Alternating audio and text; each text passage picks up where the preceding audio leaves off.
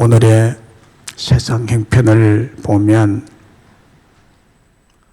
예수 믿는 자로 또 그리스도인으로 살아가기가 참으로 어려운 시대가 되었습니다. 왜냐하면 이제는 세상 많은 사람들이 어떤 특정 종교를 갖지 않고 살아가는 자체가 더 자연스럽고 더 자유스럽고 흔한 일이 되어버렸기 때문입니다. 영국의 유명한 일간지 가디언이 2018년도에 영국 세인트 메리 대학 스티븐 블리번트 교수의 연구를 인용해 대다수의 유럽 젊은이들이 종교를 갖지 않는 무종교인, 무신론자들인 것으로 나타났다고 보도를 했습니다. 그리고 2014년부터 2016년까지 2년 동안에 유럽 21개국 16세에서 29세 사이의 젊은 청년층을 대상으로 진행한 설문조사 결과를 분석한 내용에 따르면 조사 대상국 중 12개국 12나라에서 50% 이상의 응답자가 자신은 무종교다. 난 종교 없다. 무종교인, 종교를 가지고 있지 않은, 종교가 필요 없다라고 한 사람들이 50%라고 답을 했다는 것입니다. 스티븐 블리번트 교수는 이런 조사 결과를 보고 이런 결론을 내렸습니다. 어떤 결론을 내린가 하면 현재 종교 자체가 빈사 상태이며 유럽에서 사회의 기본이자 표준으로서의 기독교는 이미 사라졌거나 적어도 100년 이내에 종적을 감추게 될 것이다 라는 결론을 내렸습니다. 종교를 갖지 않는 사람들이 점점 많아지니까 그 필요성을 모르니까 이렇게 될 것이라고 결론 내린 거예요. 우리나라의 경우도 현재 유럽과 별다른 점이 없습니다. 2015년도에 통계청의 자료에 의하면 전 국민의 56.1%가 종교가 없다고 대답을 했습니다. 종교를 가지고 있지 않다. 종교가 없다는 것은 종교의 필요성을 모른다는 거예요.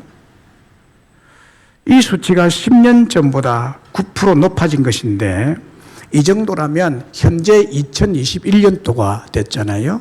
현재 21년도는 아마 60%가 넘는 반 이상이 우리나라 인구의 60%가 넘는 사람들이 무종교, 무신론자들이라는 추론이 가능한 것입니다.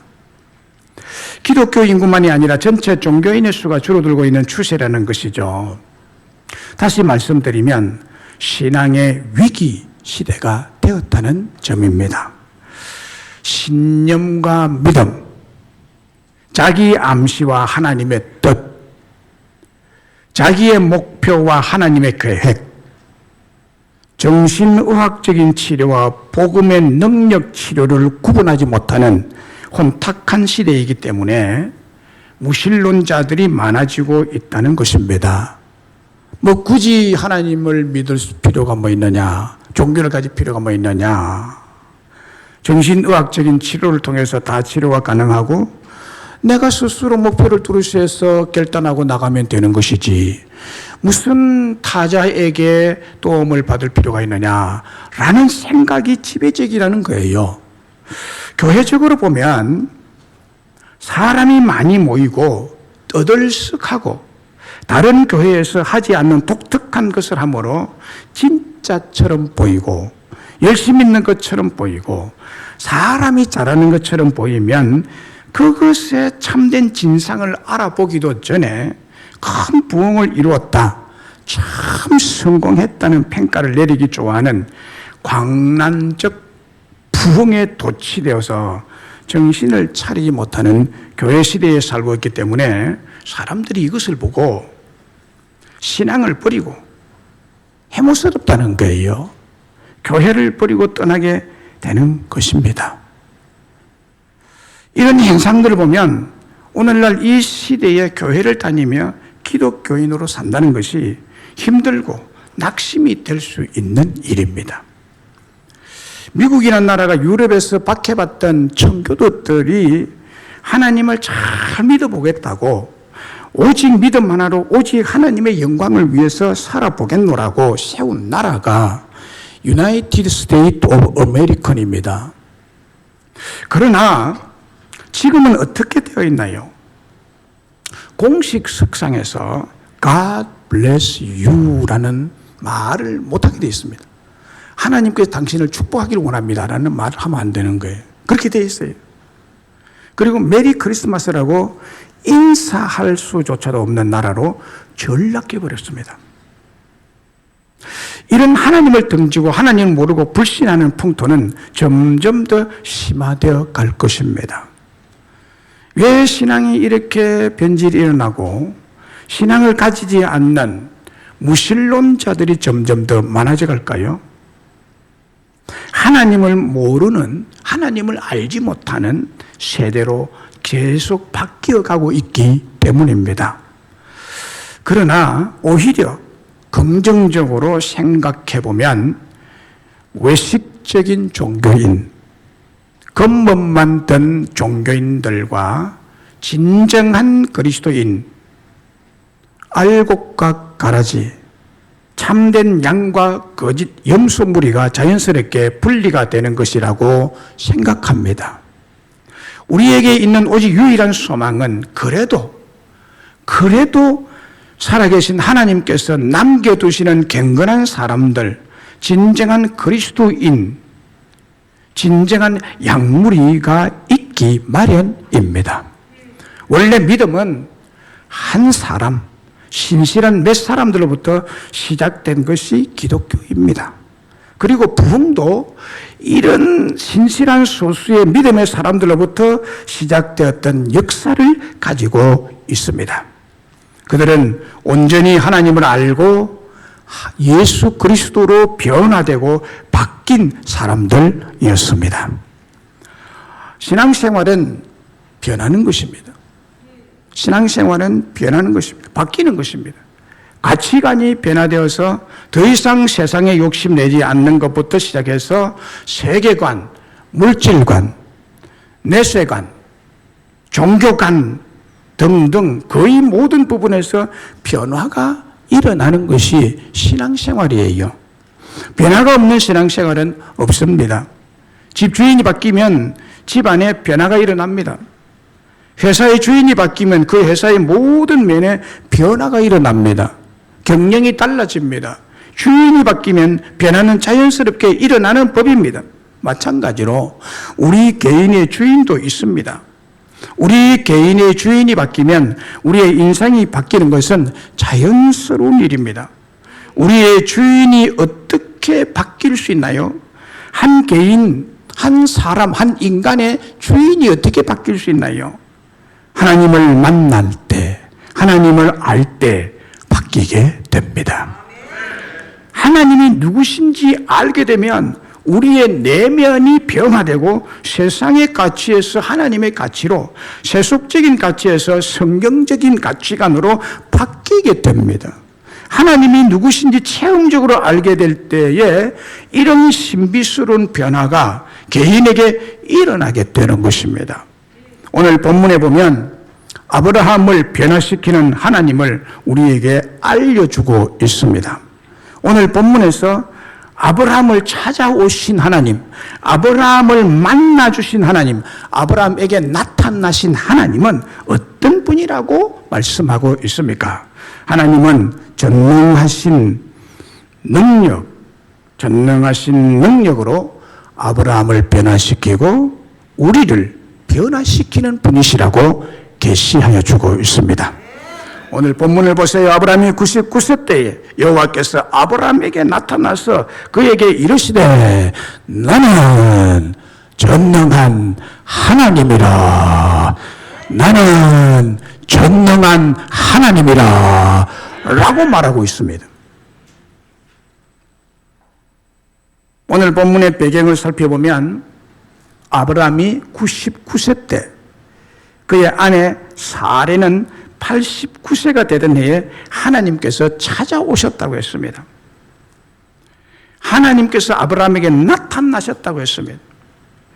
오늘 본문에서 아브라함의 나이를 특별히 언급하신 이유는 아브라함이 절망과 좌절감 속에서 살아가고 있다는 것을 알려주기 위한 것입니다. 그러면서 나는 전능한 하나님이라고 하나님 자신을 알려주시고 아브라함으로 하여금 전능하신 하나님을 알고 믿도록 말씀하고 계십니다. 전능한 하나님이란 히브리 원어로 엘샤다이입니다. 엘샤다이란 단어입니다.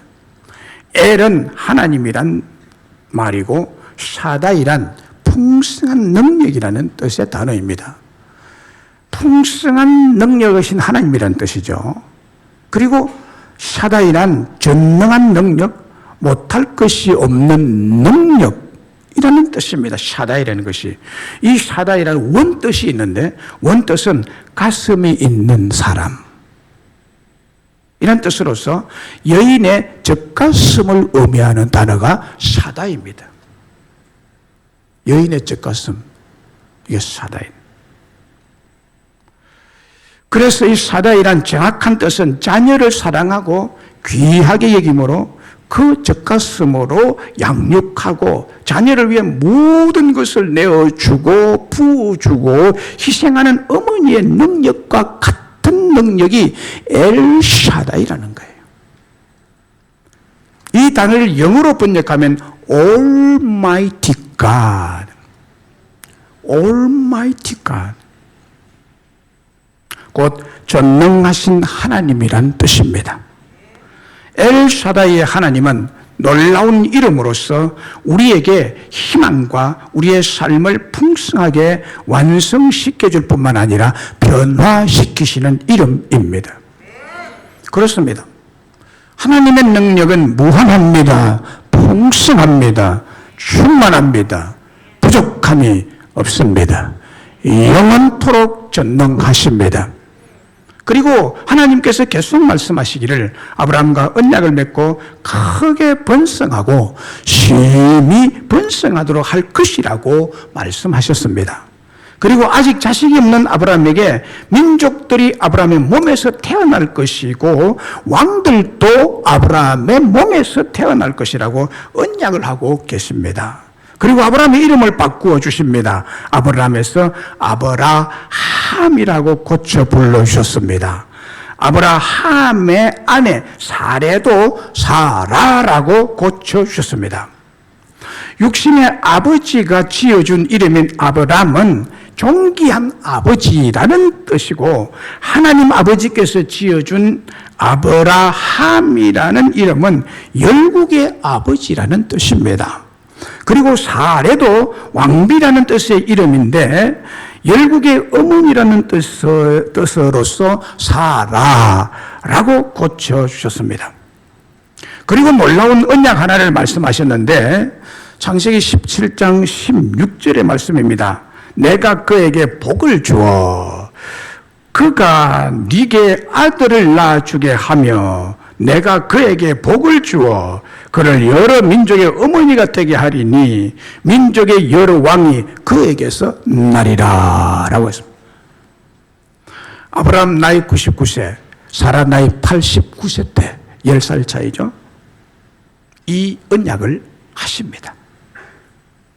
아들을 주겠다고. 사라가 아들을 낳을 것이라고. 그리고 21절에 창세기 17장 21절에 보면 내 언약은 내가 내년 이 시기에 내년에 1년 있다가 사라가 네게 낳을 이삭과 똑같이 세우리라 라고 말씀합니다.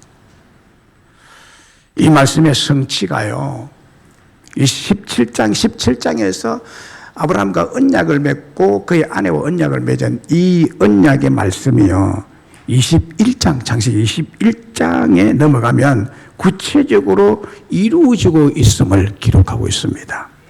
다시 말하면 아브라함이 절망과 좌절의 세월을 보내고 있을 때에 찾아오셔서 자신을 알게 해주시고 그 말씀대로 전능하신 능력으로 아들 이삭을 주어서 그 부부에게 행복한 웃음이 가득하고 하나님의 언약이 어떻게 이루어지는지를 체험하도록 알도록 해 주시고 계십니다. 전능하신 하나님은 우리의 절망과 좌절까지도 바꾸어서 놀라운 기적의 일을 완성하시는 분이십니다. 여러분의 문제, 여러분의 부족함, 여러분의 모자람, 여러분의 갈등, 여러분의 실수, 여러분 앞에 있는 장애물, 연약함, 가난함, 실패, 좌절, 상실과 같은 모든 문제를 변화시키시고 바꾸시는 기적을 일으키시는 전능하신 하나님이십니다. 우리 인간이 좌절과 절망감을 가지게 되는 경우들이 여러 경우가 있습니다. 언제 인간이 좌절하고 언제 절망하느냐. 그런 경우가 우리가 살다 보면 우리 앞에 다가오게 되는데 그 경우들이 여러 경우가 있는데 첫째는 몸이 쇠약해지고 병들 때 좌절감이 오고 절망을 가지게 됩니다. 아이고 이제 나는 끝이구나 하고 절망하죠. 희망이 다 꺾여버립니다.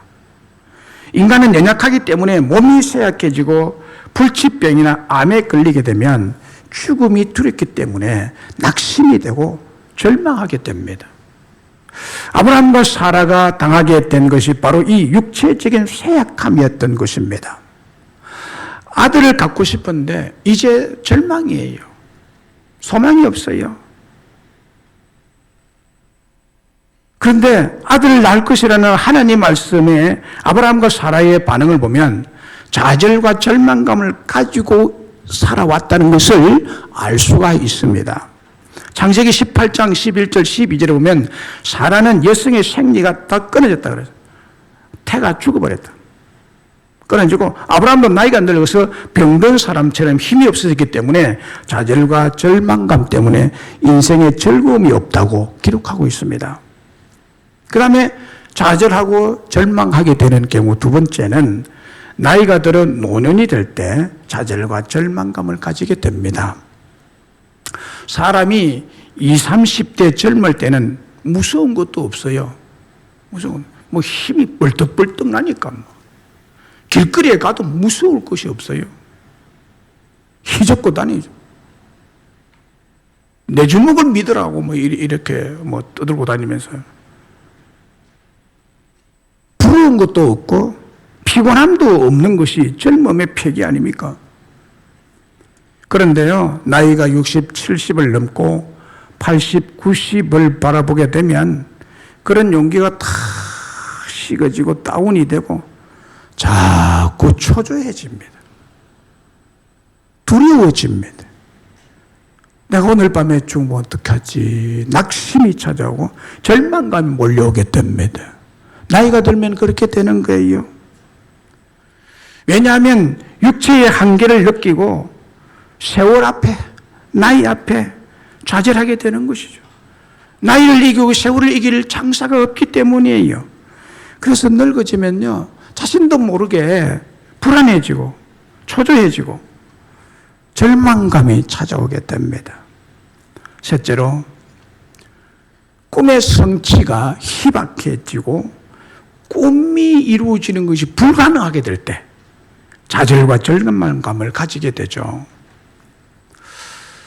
우리 하나님께서 사람을 만드실 때는 우리 마음에 소망을 주시고 꿈을 주셔요. 그 꿈으로 살아가도록 합니다. 뭔가 소망을 가지고 비전을 가지고 비전 성취를 위해서 살아가도록, 그리고 비전 성취가 될 때, 꿈이 성취가 될 때 행복을 느끼도록 그렇게 만들어 놓은 것입니다. 우리 인간의 꿈은 꿈의 목표를 가지고 살아갈 때 가장 강력한 도전의 힘이 발휘되게 되는 것입니다. 꿈을 달성하기 위해서 꿈이 분명하고 꿈을 달성하기 위해서 노력할 때요, 강력한 힘이 생깁니다. 에너지가 발산이 됩니다. 그런데 나이가 들고 병약해지고 쇠약해지면 자기의 꿈이 성취될 가능성이 없어지는 것을 느낄 때 기가 꺾이게 되고 날개가 꺾이는 느낌으로 절망감이 찾아오게 됩니다. 이제 내가 할 게 뭐냐?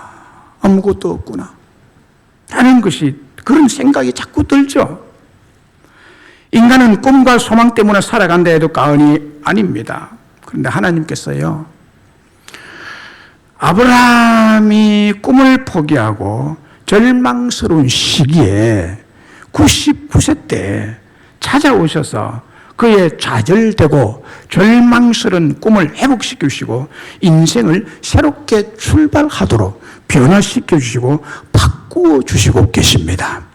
그러므로 아브라함이 소망하고 믿었던 하나님은 전능하신 하나님이십니다. 나는 전능자다. 그래서 네가 자식 낳는 거 포기했지? 절망하고 있지? 나는 아니야. 나는 여인의 태가 죽었지만은 그곳에서 내가 네게 아들을 줄 것이야. 이 말씀이에요. 꿈을 다시 갖게 만들고 새로운 젊음을 젊은 100기로 살아갈 수 있도록, 나이는 99세지만 100세의 아들을 낳아서 그것으로서 너에게 몸에 활기가 일어나고 생기가 일어나고 웃음꽃이 너의 가정에 피게 될 것이니라. 창세기 35장 11절에도요, 하나님이 그에게 이르시되 나는 전능한 하나님이라. 생육하며 번성하라. 한 백성과 백성의 총회가 네게서 나오고 왕들이 네 허리에서 나오리라. 할렐루야. 야곱에게 한 약속이죠. 할아버지 아브라함이죠. 아브라함, 이삭, 야곱. 야곱의 할아버지에게 한 약속과 똑같이 하십니다. 아브라함에게 나타난 하나님이 나는 전능한 하나님이라. 그의 손자 야곱에게 나타난 하나님이 나는 전능한 하나님이라. 나는 엘샤다이. 야곱이 외삼촌 집에서 고향으로 돌아오는 길에 하나님께서 나타나셔서 하신 말씀이에요. 나는 전능한 하나님이라. 마가복음 9장 23절에서도 예수께서 이르시되 할 수 있거든이 무슨 말이냐? 믿는 자에게는 능히 하지 못할 일이 없느니라. 하나님이 전능한 하나님이라는 뜻이에요. 하나님을 믿는 자는 못할 일이 없다는 거예요. 그러니까 하나님께서 다 해주겠다는 거예요. 하나님이 전능한 하나님이라는 거예요. 전능한 하나님의 역사를 보세요. 출애굽기를 살펴보면 명확하게 알 수가 있습니다. 전능하신 하나님의 능력이 얼마나 확실하며 분명히 증명되는지를 출애굽기에서 확인할 수 있어요. 애굽 왕 바로는 이스라엘 백성들에게는 절망을 주는 존재요, 좌절하게 만드는 악한 마귀의 세력을 상징하는 존재입니다. 그 앞에서 하나님께서, 전능하신 하나님께서, 엘샤다이 하나님께서 10가지 재앙을 일으키는 하나님의 능력, 그래서 결국에 항복하죠. 전능한 하나님 앞에 항복합니다. 바로 임금이 항복해요. 그리고 홍해를 가르시고 바다 가운데 새로운 길을 여시는 기적의 능력이라든지, 마라에서 썸물을 단물로 바꾸시는 기적 사건, 그리고 출애굽의 마지막 관문인 여리고성을 무너뜨리는 기적적인 능력은 전능하신 하나님됨을 이스라엘 백성들에게 알게 하시는 것입니다. 그리고 그 능력으로 이스라엘 백성들을 종살이에서 진정한 자유백성으로 구원하시고 변화시키시고 바꾸어 주셨습니다. 사랑하는 여러분, 여러분의 생애 앞에 바로가 있습니까? 홍해가 가로놓여 있습니까? 인생의 쓴물을 마시는 마라를 만났습니까? 남궁불량의 여리고성 같은 존재가 앞길을 가로막고 서 있습니까? 우리 하나님은 전능하신 하나님으로 못하실 일이 없으십니다. 새 길을 여실 것이고 쓴 잔을 생수가 가득하고 행복의 잔이 넘치도록 역사하여 주실 것을 믿습니다. 여리고성을 무너뜨려서 그라운드 제로로 만들어 주실 줄로 믿습니다. 우리가 믿는 하나님은 전능하신 하나님이십니다. 사도행전 3장에 기록된 기적적 사건은 태어나면서부터 걷지 못하는 안전뱅이 장애인이었습니다. 이 사람을 가족들이 메고 날마다 다른 할 일이 없는 사람이잖아요. 걷지 못하는 사람이. 그래서 불쌍히 여김을 받을 수 있는 조건을 가지고 있는 사람이니까 못 걸으니까 날마다 성전 미문에 앉혀놓고 예배하거나 기도하러 성전에 들어가는 사람들을 대상으로 구걸하게 만들었습니다. 아마 매일 일정한 돈을 구걸해서 사는 그런 사람으로서 성전에 들어가는 사람들, 제법 동정심이 또 사랑하는 마음이 특별히 걷지 못하는 불쌍한 사람이 앉아 있으니까 동정할 것 아니겠어요? 수입이 제법 짭짤했던 것 같아요. 하루는 베드로와 요한이 기도하기 위해서 성전에 올라갔는데 이 사람이 베드로와 요한에게도 무엇을 얻으려고 구걸을 했다고 합니다. 그때 베드로가 이렇게 선포했죠. 베드로가 이르되 은과 금은 내게 없거니와 내게 있는 이것을 너에게 주노니 곧 나사렛 예수 그리스도의 이름으로 일어나 걸으라 하고 오른손을 잡아 일으키니 발과 발목이 곧 힘을 얻고 뛰어 서석거리며 그들과 함께 성전으로 들어가면서 걷기도 하고 뛰기도 하며 하나님을 찬송하니 모든 백성이 그 걷는 것과 하나님을 찬송하는 보고 그가 본래 성전 미문에 앉아 구걸하던 사람인 줄을 알고 그에게 일어난 일로 인하여 심히 놀랍게 여기니라 라고 했습니다. 그리고 계속해서 하나님의 전능하신 능력에 놀라고 있는 사람들에게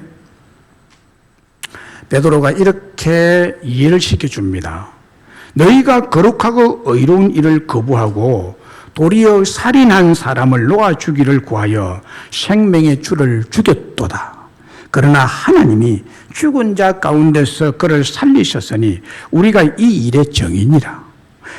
그 이름을 믿음으로 그 이름이 예수 그리스도의 이름이 부활하신 예수의 이름이 너희가 보고 아는 이 사람을 성하게 하였나니 예수로 말미암아 난 믿음이 너희 모든 사람 앞에 이같이 완전히 낫게 하였느니라 라고 했습니다.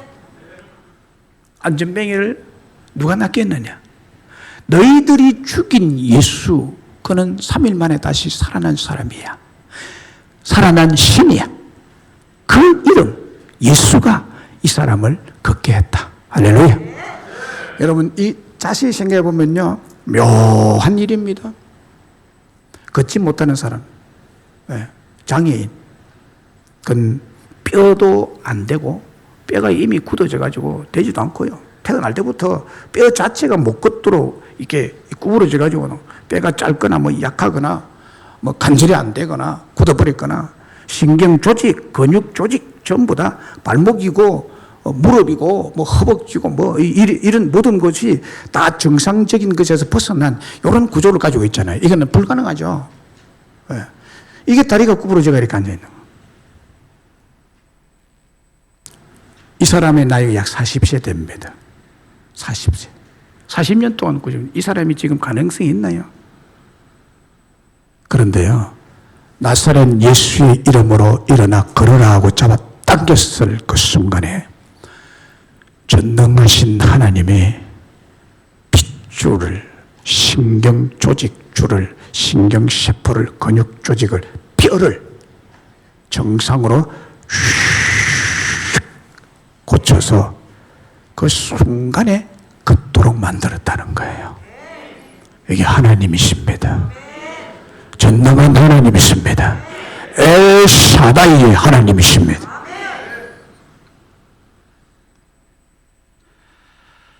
우리 주님은 죽음을 극복한 전능한 부활의 하나님이시죠. 부활하신 예수 그리스도의 이름이 나면서부터 안전병이 된 사람을 순식간에 낫게 했다고 증거했습니다. 하나님의 전능하신 능력이죠. 자, 전능하신 하나님 믿는 우리는 그러면 어떤 신앙이 되어야 할까요? 하나님의 말씀을 믿고 전적으로 순종하는 신앙인이 되어야 할 줄로 믿습니다.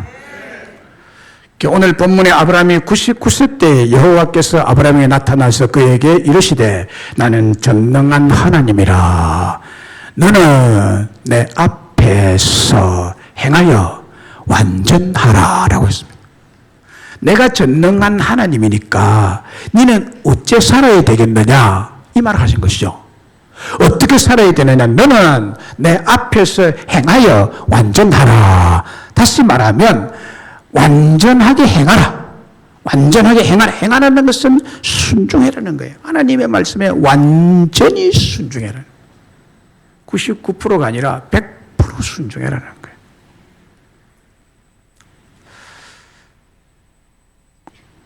내 앞에서 완전히 행하라고 했습니다. 그러면 전능하신 능력을 너의 앞길에 함께 하면서 행하여 줄 것이라는 언약의 말씀이죠.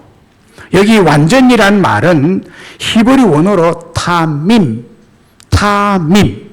타밈이라는 단어인데 완전한, 흠없는, 온전한, 정직한, 완벽한 이런 뜻입니다.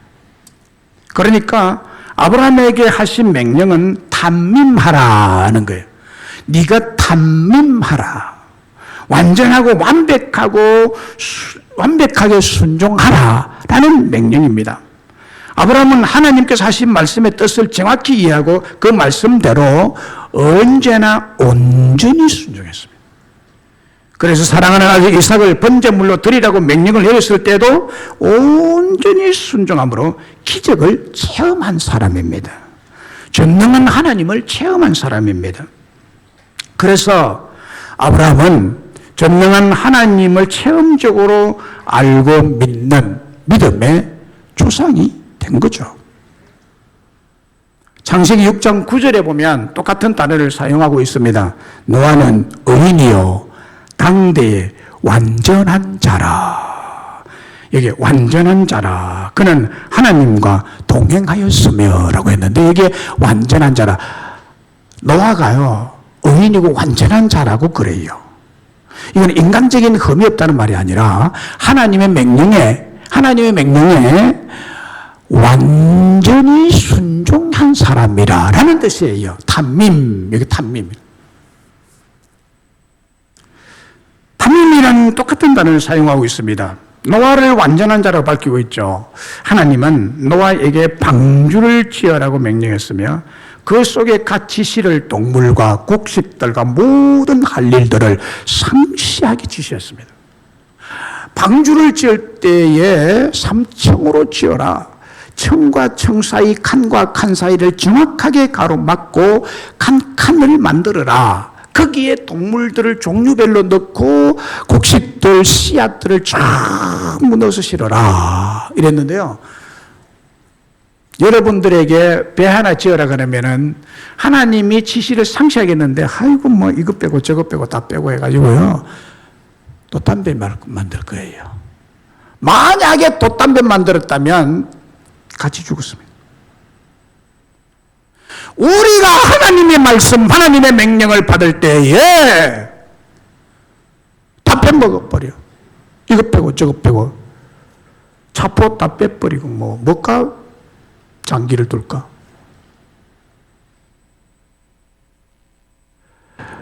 내 앞에 완전히 행하라. 완전히 행하라. 전능하신 하나님이시기 때문입니다.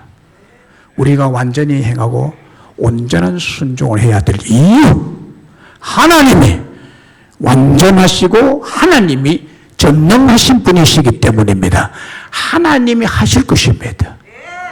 우리가 완벽하게 순종하면 하나님이 하셔요. 하나님이 하셔요. 그런데 노아는요, 하나님께 명령하신 대로 완벽하게 순종했습니다.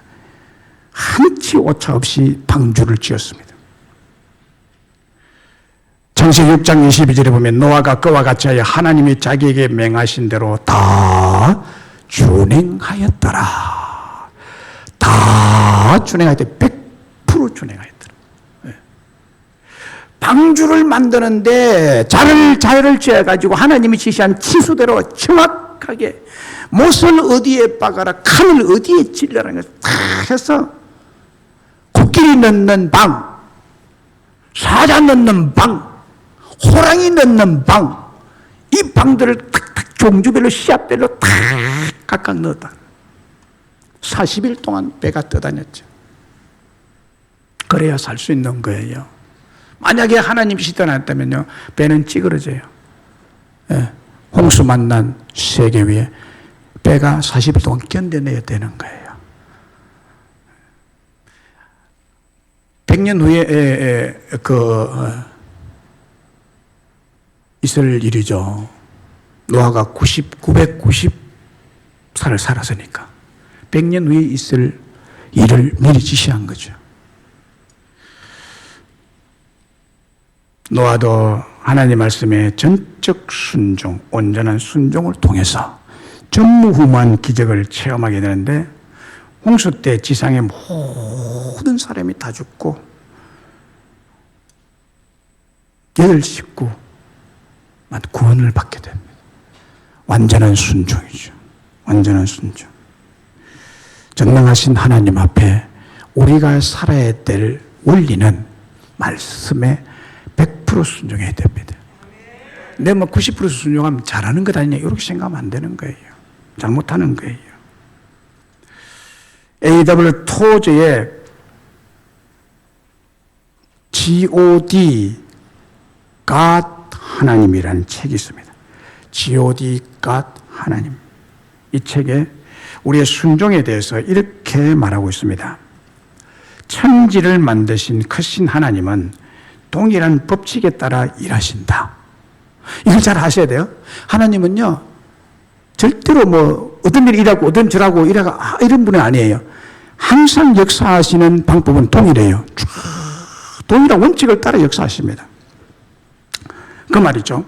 동일한 법칙을 따라 일하신다. 그러므로 이런 면에서 당신은 하나님이 어디에 계실지를 예측할 수 있고 하나님의 사정이 어떠한지를 알 수 있다. 동일하니까. 그러므로 하나님의 말씀은 견고히 서 있다. 당신이 일정한 조건을 충족시킨다면 언제나 일정한 결과를 예측할 수 있다. 왜냐하면 하나님은 자신의 성경에서 언제나 동일한 길로 행하시기 때문이다 라고 했습니다. 그건 예측할 수 있죠. 내가 일하면 이런 결과가 날 것이라는 것을 우리는 예측할 수가 있다는 것입니다. 그래서 정확하게 예측한 대로 일어나는 거예요. 사건이. 일이 일어나고 문제가 풀어지는 거예요. 할렐루야.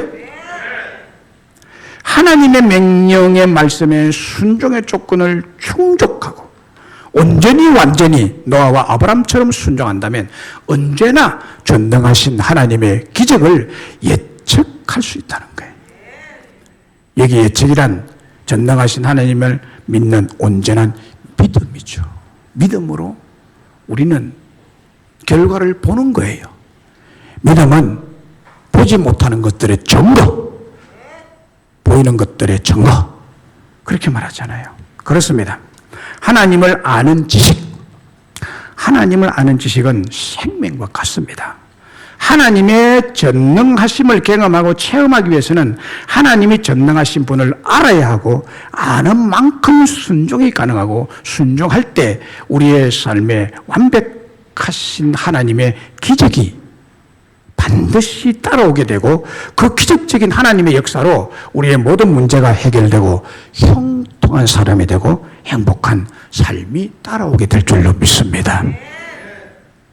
말씀을 맺습니다. 호세아 6장 3절과 6절에 보면 이런 말씀이 있어요. 그러므로 우리가 여호와를 알자. 힘써 여호와를 알자. 나는 인애를 원하고 제사를 원하지 아니하며 번제보다 하나님을 아는 것을 원하노라 라고 했습니다. 하나님을 아는 것을 원하노라. 하나님이요, 하나님 자신이 우리가 하나님을 알기를 원해요. 하나님이 어떤 분인지를 알기를 하나님 원하신대요. 아모스 8장 11절에 보면 주 여호와의 말씀이니라. 보라, 날이 이럴지라 내가 기근을 땅에 보내니 양식이 없어 주림이 아니며 물이 없어 가람이 아니요 여호와의 말씀을 듣지 못한 기갈이라. 이 말이 무슨 말인가 하면요, 하나님을 알지 못해서 기근을 당하고 줄이게 된다는, 가난하게 된다는 거예요. 물이 없어서 가난한 것이 아니고 양식이 없어서 가난하게 되는 것이 아니라는 거예요. 양식은 풍족한데 가난하게 된다는 거예요. 물이 풍족한데 물을 마시지 못한다는 거예요. 이게 왜 이런 일이 일어나게 되느냐? 여호와의 말씀을 듣지 못하기 때문에 하나님을 알지 못하고 하나님을 알지 못하기 때문에 이런 재앙을 만나게 된다는 것입니다. 그래서 하나님께서 싫어하시고 아무 의미 없는 헛된 종교 행위, 제사나 번제 의식에만 치우치게 된다는 거예요. 그러지 말아라. 하나님 알지 못하면요, 하나님의 말씀에 불순종하면서 하나님 마치 우상 섬기듯이 제사나 번제를 드리면 될 줄로 아는 무식자가 되고 우상 숭배자가 되어서 하나님의 진노를 받게 된다는 것입니다. 아모스 선지자를 통해 주신 경고의 말씀은 회개하지 않는 이스라엘 백성들을 결코 용서하지 않을 것이라고 했습니다. 하나님 앞에 용서받는 길은 하나님을 알고 하나님 앞에 회개하고 하나님 말씀에 순종하는 길입니다. 오늘 우리의 현실은 하나님 말씀을 많이 듣지만 하나님을 진정으로 아는 지식, 하나님을 만남으로 체험한 체험적 지식이 없으므로 신앙의 위기 시대가 되었다는 것입니다. 서론에서 말씀드린 대로 신념과 믿음, 자기의 암시와 하나님의 뜻, 자기의 목표와 하나님의 계획, 정신의학적인 치료와 복음의 능력, 치유, 즉 하나님의 전능하신 능력으로의 치유를 구분하지 못하는 혼탁한 시대가 되었기 때문에 무신론자들이 많아지는 거예요. 오늘 한국 교회를 보면, 소위 대형 교회를 보면 사람이 많이 모이고 떠들썩하고 다른 작은 교회에서 하지 못하는 독특한 그 삶으로 진짜처럼 보이고 열심히 있는 것처럼 보이고 사람이 잘하는 것처럼 보이면 그것이 참된 신앙인 줄 알고 큰 부흥을 이루었구나, 참 잘하는구나, 성공했네 라고 평가를 내리기를 좋아합니다. 이것을 광란적 부흥의 도시 됐다고 그래요. 이 사회를 떠들썩하게 했던 16개월 된 유아 정인이를 상습 폭행한 악마 같은 인간이 크게 부흥한 교회를 다녔고 이름 있는 기독교 대학을 졸업하고 목사의 자녀들로 자란 사람들이었다는 점입니다. 이만하면 신앙생활 잘할 줄 아는데 왜 이런 충격적인 불신자들보다 못한 악한 행위가 나타났을까요? 하나님을 알지 못했기 때문입니다.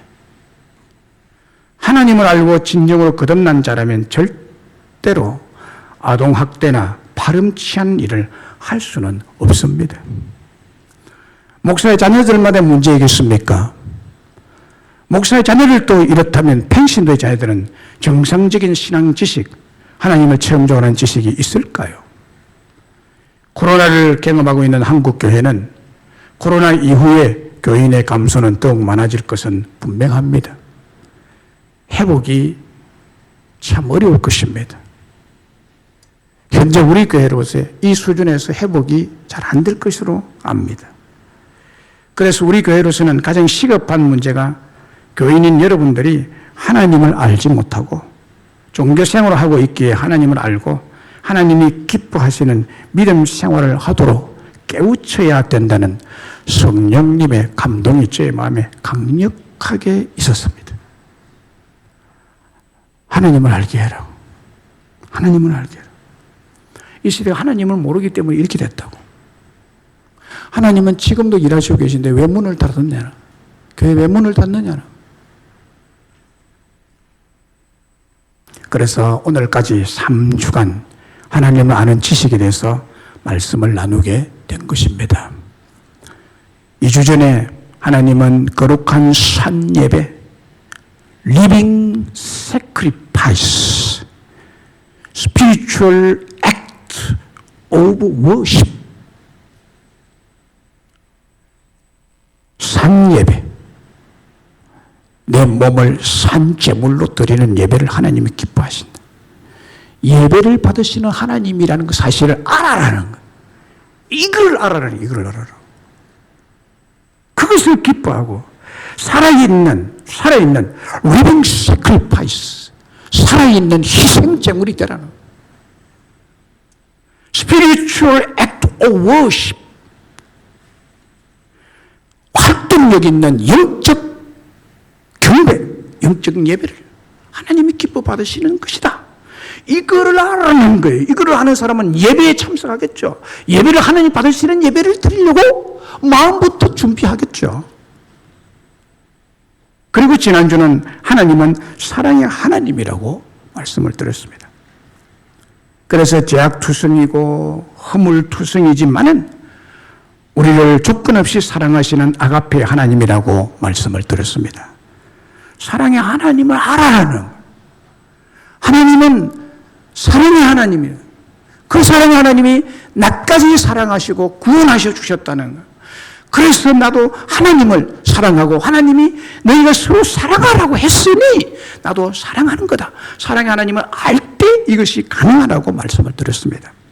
오늘은 우리 하나님은 전능하신 하나님이라는 것을 알아라는 거예요. 전능하신 하나님을 알아라. 이런 하나님을 바르게 알고 바로 믿는 신앙, 진정한 믿음의 사람이 필요한 시대가 되었습니다. 그렇습니다. 하나님을 아는 지식은 생명과 같습니다. 하나님을 아는 지식이 영생입니다. 하나님을 아는 지식이 가장 고상합니다.